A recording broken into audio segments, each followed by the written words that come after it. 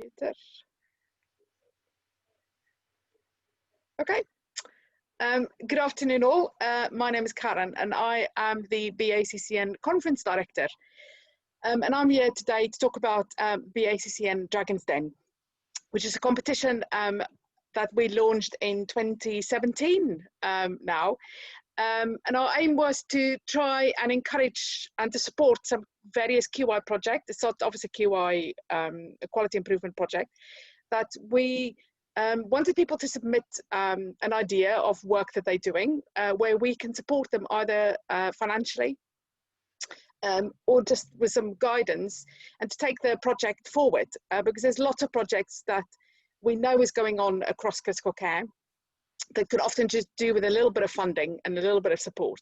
And our aim was to just try and support our members to take this work forward. So in 2017, we launched our BACCN Dragons Den competition. And we now we've just had our fourth one at our 2020 virtual conference. So I'm very excited today to talk to the winners of our 2019 BACCN Dragons Den. And it's James and Kevin that's joining me today. And I just wanted them to talk about their experience of Dragons Den, what made them want to take part, how did it go on the day itself, a bit about their project, and how has it evolved since 2019, and what have they learned from it. And then a bit of advice or tips for anybody that is looking to join us or to submit application to the 2021 BACCN Dragons Den, which will open as soon as we open up the new conference website. We will open up the abstract for submission to that. So I am gonna let Kevin and James introduce themselves, and then we'll talk about their project. So guys, do you want to just introduce yourselves? Yes, I'm James Craig. I've worked in critical care now for about 20 years, and we've had lots of innovations going on in our unit since then.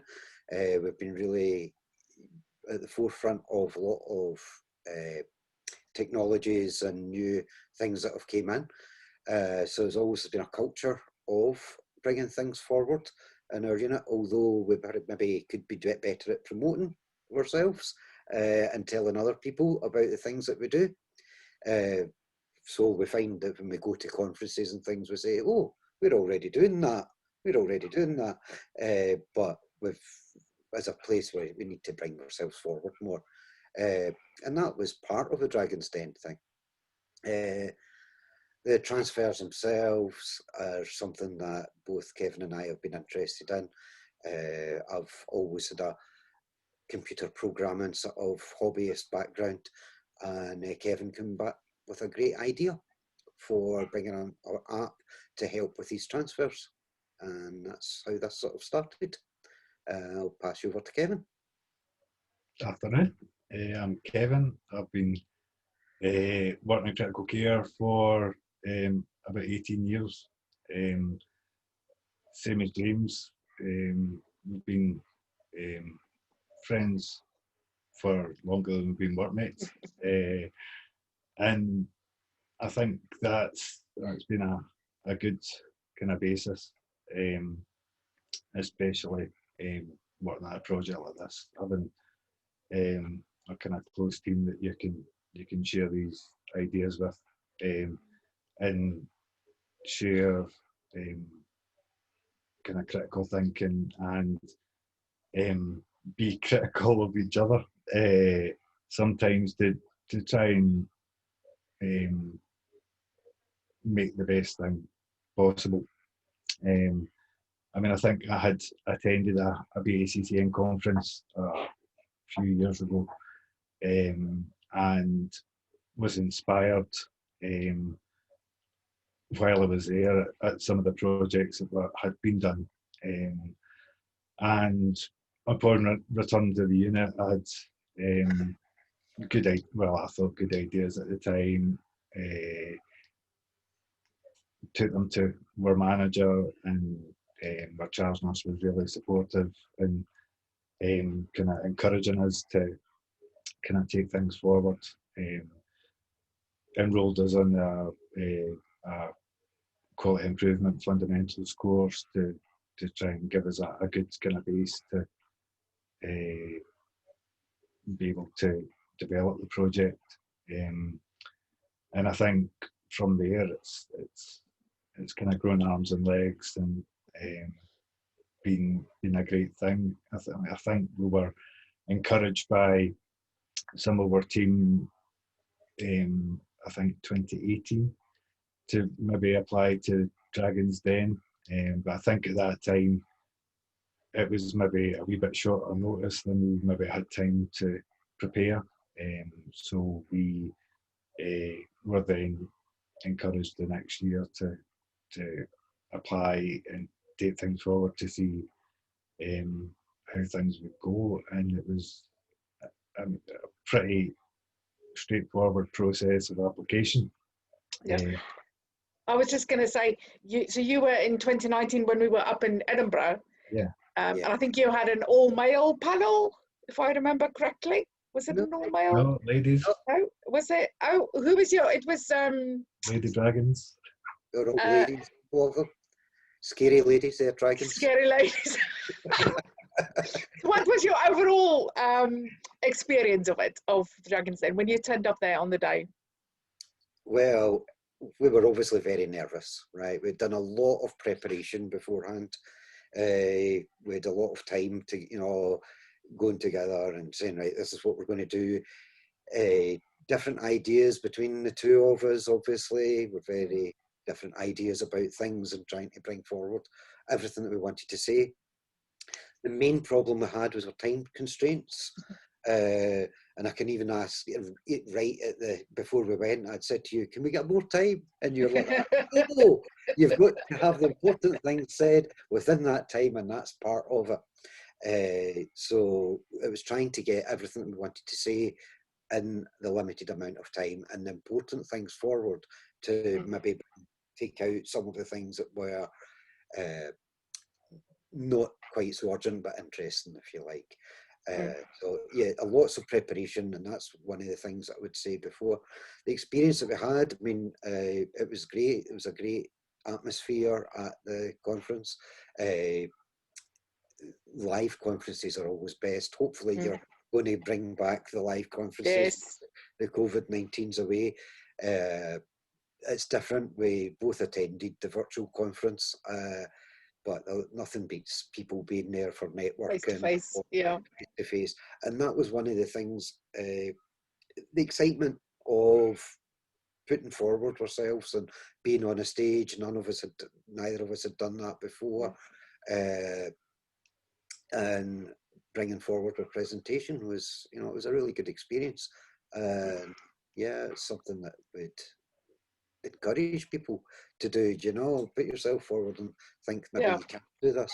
Even meeting the other participants on the day, you know, that was really good, and finding out about their projects, and, you know, you're saying, oh, their project, that sounds very good, you know, how are we going to beat them, you know, and they were all lovely, and it was good to get encouragement from, you know, your colleagues as well, the other participants.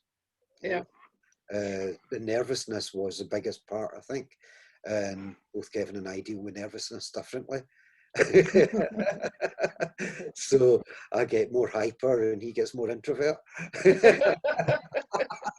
And I don't think my hyperness actually helps much, if you know what I mean. So yeah, it's how to deal with that is part of it as well. Yeah, yeah. Kevin, how did you find it? I mean, as James says, I'm quite a shy person. I'm not one to kind of put myself forward and up on the stage to promote myself or show off, if for want of a better term. But I mean, I think if it's something you're really passionate about, I think I'm all about share the love. I mean, I think it's good to. Nobody knows everything about everything. I think it's good to, if you've got a bit of knowledge, share it. I mean, it doesn't, keeping it to yourself doesn't help anybody. So, and I think if you're passionate about something, as I say, it's good to get out there and share that a little bit. And it's been great. I mean, I think it's been the dragons were suitably intimidating. It's but not overly so. And I think your kind of nervousness kind of goes aside when you're actually doing your pitch and you're getting right into the nitty gritty of what you're really passionate about. So, I mean, I think that kind of eases the pressure a wee bit once you're in there. But I mean, it can be hard work to get the preparation done. But I mean, I think if you're passionate about something, it's just part of the course. It just comes automatically in the end. Absolutely. Yeah. Absolutely. So you've got a lovely background there that James, that spells out your project. So do you want to just tell our listeners about your project? Because clearly you impressed the judges enough to win the 2019 one. So what was your project about? So our project, well, I'm just saying so, Kevin gets on to me for that. Our project is, it's called ETA, as you can see in my background here. It's an emergency transfer app, all right, and it started out, there's lots of things that you need to do during a transfer, lots of things you need to take into account, and we thought, first of all, it would be good to have a checklist of these transfer things that we need to do.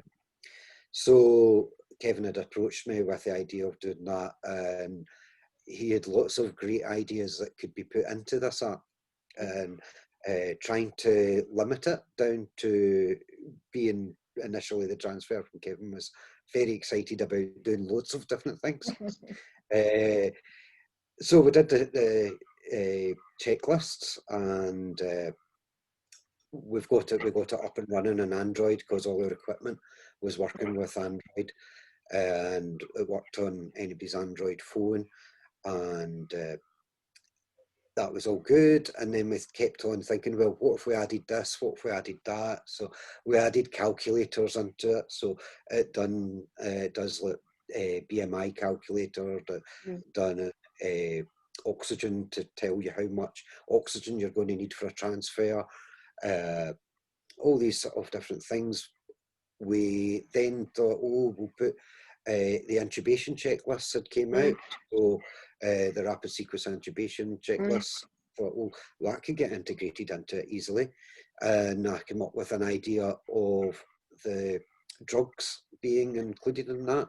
So is it when the doctor tells you what drugs that you get, you know, you can just click on what drugs to get, and that would tell you how to make them up and where to find the individual drugs, whether they be in the CD cupboard or whether they be in the fridge. And that was actually quite interesting, because while we were at the conference, we'd been to a lecture, and down in London they had done a study, and they found that the drugs from being asked to actually getting delivered, amount of time was horrendous. They found like half an hour or something like that before the actual drugs had been, you know, doing. And the likes of this simple checklist in this app would reduce that time down no end, you know.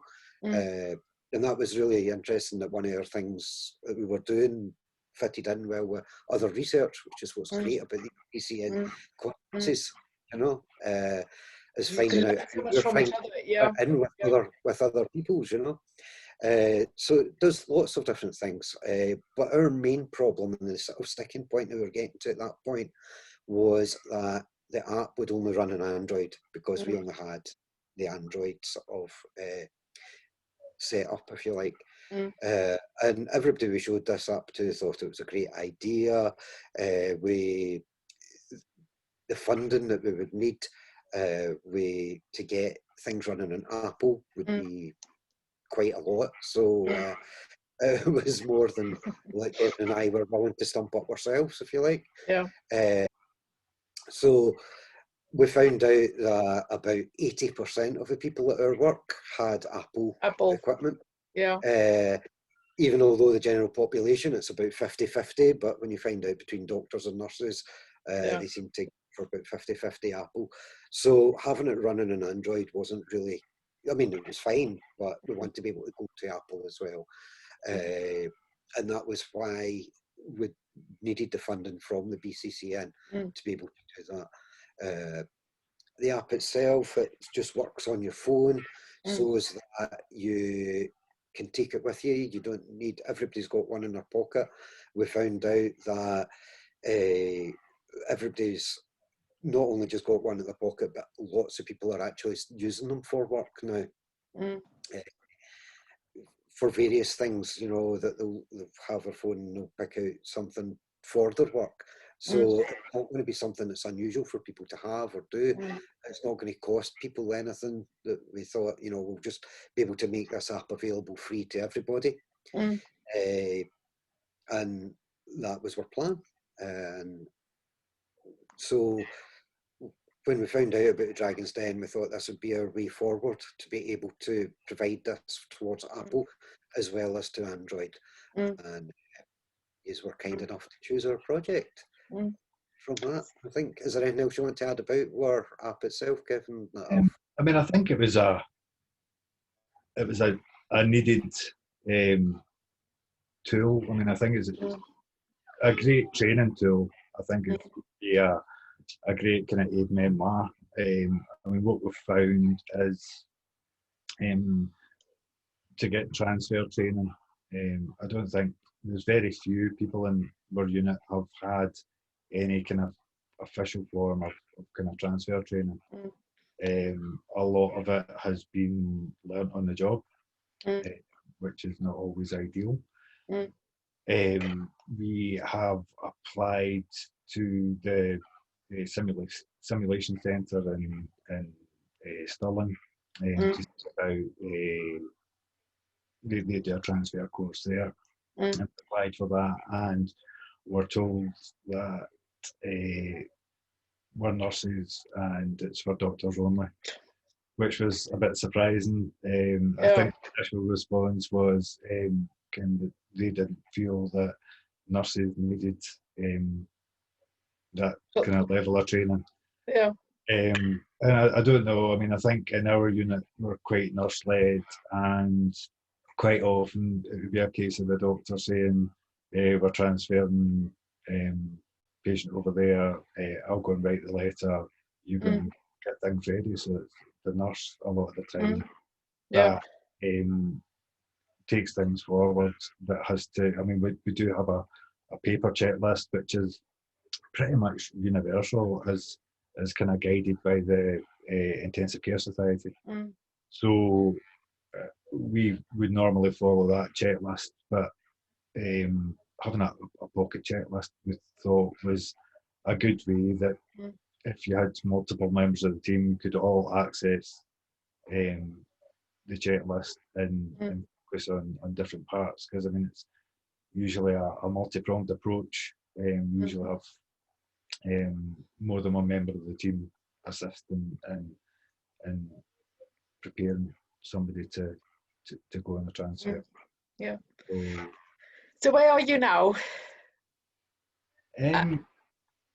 So I mean now, I mean things unfortunately have been slowed greatly by COVID, which has really been disappointing, because we had a lot of momentum, a lot of excitement after the conference, and getting more support from upper management, and we had a lot of good momentum going forward, and then we've just been kind of had this stick stuck in our spokes. Ground to a halt when we hit the pandemic. Yeah, I mean it's really been unfortunate. I mean we've managed to go to at the tail end of last year. We've managed to get to go to some digital health conferences, and do a bit of networking there and find out a bit more information that we needed. There's been changes to legislation since we have been trying to bring this forward. So we're going to have to try and make concessions to what's actually in the app to start with, until we can hopefully get funding locally to take things forward, because the calculators as they are, because they're digital, it's a digitized form of a formula. The formula is universal because it's digitized, and it gives an output and could be used in patient care. It would then class the app as a medical device. Oh, okay. Yeah. To follow the the European medical device regulations. Yeah. So that has, which they started to enforce, but then when you go to the kind of digital health teams, a lot of them, it was new to them to have to conform to these things, almost to the letter. So there's just been a mad rush of everybody submitting their software to of other companies submitting their software to have everything conform. So I mean, potentially we can make slight changes that could still allow the information to be there, but as a table form rather than a digital form. But I mean, that's definitely something we're working on. There's lots more to do. I mean, we're in the process of adding in all the hospitals in Scotland, and then we would then plan to kind of take it forward and approach the critical care networks in England. Hopefully, contact the participating centres and get them on board. So there's lots of work still to do. I mean, for a two-man show as it is now, I think we're definitely going to need to. I mean, there's people want to come on board, so they're welcome to come and join in and be part of this kind of great project. It's often these things start, with a small idea, and things, and then it just grows. And you look back, I think, in 5-10 years, you look back and you think this all just started with an idea of making an app, and you've potentially changed so many other processes and things along the way in putting this in place. So you never know where these things take you. And I think it's. I mean, transfers are becoming more prevalent. I mean, I think, as we said at the pitch, you've got the kind of centralisation of services and the creation of centres of excellence. So the increasing numbers of transfers we've been seeing. And then with COVID, unfortunately, we currently are a green hospital. So therefore, we are seeing more transfers of our red patients to other centres. So it's a great time to be showing off what our work. It's been good. It's a good time to show it off, and it is providing challenges with getting the actual formalisation of showing it off. Because to get people in time for training, to be able to bring these things forward, to get trials going and things like that, it's really difficult just now. Whereas it's a great time to actually do it. Yes. The trial itself isn't really that. And as Kevin was saying, your medical device regulation is a big sticking point, and we found after speaking to the National Education for Scotland and the digital things at our local what they called, Kevin, the digital people that were Technology-enabled care. technology enabled care. Yeah. We found by taking out the calculators just now and just bringing forward the checklists Yeah. is the way to go, because that puts it as a low risk medical device. Yeah. And that means that the regulations are much, much less, and that we'd be able to do a lot of these things without the official thing. Yeah.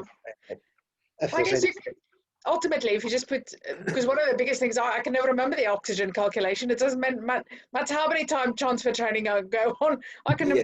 and as long as you put the equation on there, that's what we will this be is doing. how I need to work it out. We will. The thing you're is, halfway there. it's so easy with the sliders, and that's the whole point of the app. Yeah. Is Yeah. that this makes it so easy. And Yeah. I was just wondering if there's anybody out there who wants to help bring it forward, because a lot of companies are they use third-party medical device people to bring it forward. The legal thing costs a lot of money.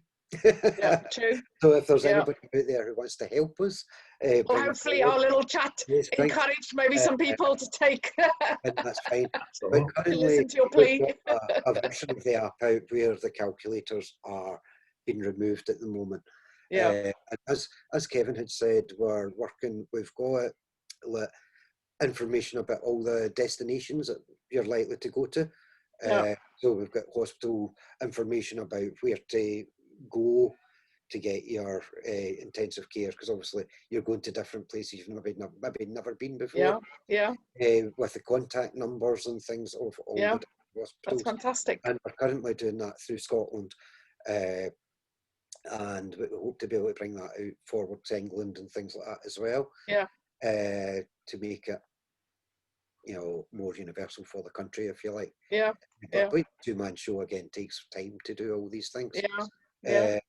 So unfortunately, the calculators were a big thing that people would use on a day-to-day basis, and that was the idea, especially like the BMI calculator. And it's so easy to use, and it's great, and it gives you a live thing. But unfortunately, with decide we can bring it out with the checklists, perhaps people will think, oh, we could add more to this, and then get through the device regulation for the more serious things there. And that's just going to be one of these unfortunate sides of development. You've got to reevaluate things as you go along. And change and adjust. And things, we do that all the time, every day. At the conferences that we were at, nobody knew where we were going with the device regulation, because we're leaving the EU.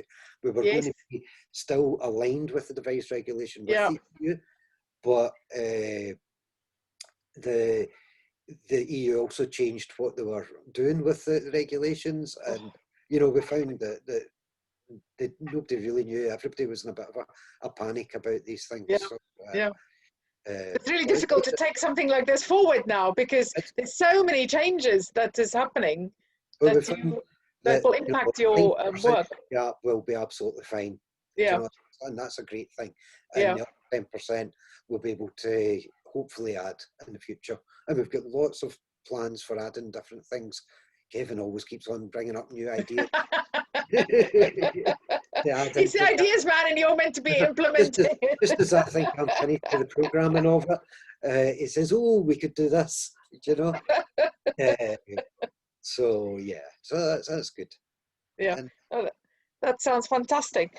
And hopefully we can raise the profile, and maybe, you never know, you might get somebody to listen to this that might think, oh, I could help these guys. So let's see. So any tips that you've got for anybody that wants to put something forward for our 2021 Dragons Den? The main tips that I would have is preparation. Know what you're going to say. Find out, if you can, who the Dragons are and what their interests are. We kept on trying to have a wee look and see who people were that were going to be there, and it's difficult because I don't think you had a final panel until just about the sort of thing. That's so a good tip for me. I need to make sure that you know who the dragons are beforehand. if you, one of the things that I've personally found really useful was we met the gentleman who won the Dragons Den the year before. Yeah. At the conference, we were just happy to It was sort Lewis, I think. and we said hello to him and asked him if we had any top tips. Yeah. And he came up with something that we hadn't actually considered, and that was, what is the BACCN going to get out of our project? Yeah. So we had done all this preparation, we'd memorised all this talk, we had made all these slides, we were at the conference, we were at the night before the thing, and we spoke to him and came up with this idea of, what are you going to get out of it, the BCCN? Yeah. I thought that's really important. Yeah. Because it's the BCCN are going to be providing this amazing award, and of course you're going to want something out of it, and it hadn't been something I had considered at all. So I spoke to Kevin, and luckily he had his laptop with him. And well, oh no, we're just going to have to take something out or do something. So don't be afraid of changing your presentation at the last minute as you find new information. Do think about what the BCCN are going to get, and what we had said was promotion. So we've added in like a thank you in the front of the app sort of thing. We are, you know, a thank you to the BCCN in a prominent position, and we'd said we would, so we've done that, and obviously the likes of further things will be saying how great we are, how grateful we are to yourselves, you know. So there's that. So preparation, find out from previous people if there's anything that you want to know. Find out about, if you can, about the dragons and what their interests are, so you can personalise your pitch a wee bit towards them and their interests. And what are, you know, the BCCN going to get out of it, because it is a Dragons Den, and we found that it was very much towards the format of it, where, anyway, that's what I felt. I'm sure, well, I find that useful, and I'm sure anybody that's thinking about putting something in will find that also very handy tips. Kevin, anything from you? No, I mean, I think, as James said, being grateful for being given the opportunity to take part has been a big thing. I mean, I think there's a link in the app as well to the BACCN's site to try and encourage new membership as well, because I think it's the members, I think a lot of the time, make such a great organisation. So, I mean, I think for all, I've been quite a shy person. I tend to kind of take a step back when it's being up in front of people. I think if you're passionate about something, don't be shy. Share what you know, because I mean, I think at the end of the day, keeping it to yourself isn't helping anybody, and I think it's don't be shy to share. I mean, I think we've had a lot of encouragement from other people in my unit, and we've been grateful for that as well. I think encourage each other to share your ideas and make everybody's job that a wee bit easier sometimes, or a wee bit safer, or I think it's good to share. Don't be shy. That's fantastic, guys. I threw them a slightly curveball this year because I added a patient rep, for the first time we're a patient representative on our panel as one of the dragons. And she was giving them loads of advice, and I'm like,